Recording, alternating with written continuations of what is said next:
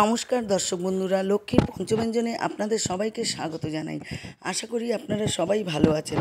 আজকে আবার আরেকটি রেসিপি নিয়ে চলে এসেছি, চটজলদি একটি রেসিপি নিয়ে। রেসিপিটি হলো ডালিয়ার খিচুড়ি।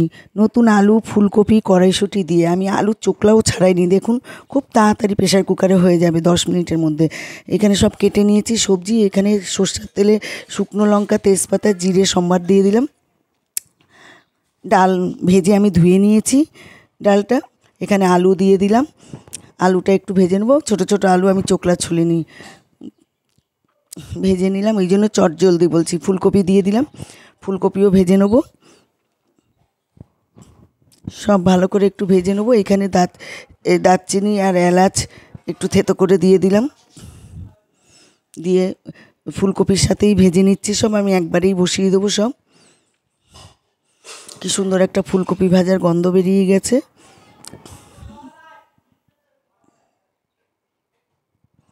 খুব সুন্দর রান্নাটা হচ্ছে এখন।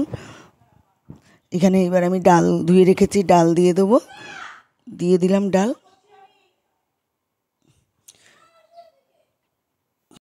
ডালগুলো ভালো করে দিয়ে নাড়াচাড়া করে একটু ভাজা ভাজা করে নেব ফুলকপি আলুর সাথে। দেখুন, আজ আমি একটু জোরে বাড়িয়ে দিয়েছি। এবার আমি ডালিয়া ধুয়ে নিচ্ছি। যেই মাপের ডালিয়া সেই মাপেরই ডাল আছে, তাহলে খিচুড়ি খেতে টেস্ট হয়। খুব ভালো করে আমি নেড়ে নিচ্ছি। দেখুন, আপনাদের একটা অনুরোধ, ভিডিওটি টেনে দেখবেন না, পুরো ভিডিওটি দেখবেন। যদি ভিডিওটি ভালো লাগে তাহলে লাইক, কমেন্ট, শেয়ার করে দেওয়ার আপনাদের অনুরোধ রইল। আমি ডালিয়াগুলো ভালো করে ধুয়ে দিয়ে দিলাম। ডালিয়া সবজি সব একসাথে এবার ভালো করে নেড়ে চেড়ে ভেজে নেবো একটু। খুব সুন্দর করে আমি এখানে কড়াইশুঁটিগুলোও দিয়ে দিলাম। আমি ভালো করে নাড়াচাড়া করে নিচ্ছি, বেশ সুন্দর করে ভাজা ভাজা করে নিয়ে নিলাম। এবার এখানে আদা বাটা দিয়ে দিচ্ছি 1 চামচ, দিয়ে দিলাম আদা বাটা। সেটা দিয়েও নাড়াচাড়া করে নিচ্ছি, একটু কষিয়ে নিচ্ছি। জিরের গুঁড়ো দিয়ে দিলাম, হলুদের গুঁড়ো দিলাম, সামান্য লঙ্কার গুঁড়ো দিলাম, সামান্য জলের ছিটা দেবো। দিয়ে আমি ভালো করে কষিয়ে নেবো। টমেটোগুলো দিয়ে দিলাম, 2টো টমেটো দিয়েছি। এখানে স্বাদ অনুযায়ী লবণ দিয়ে দিলাম।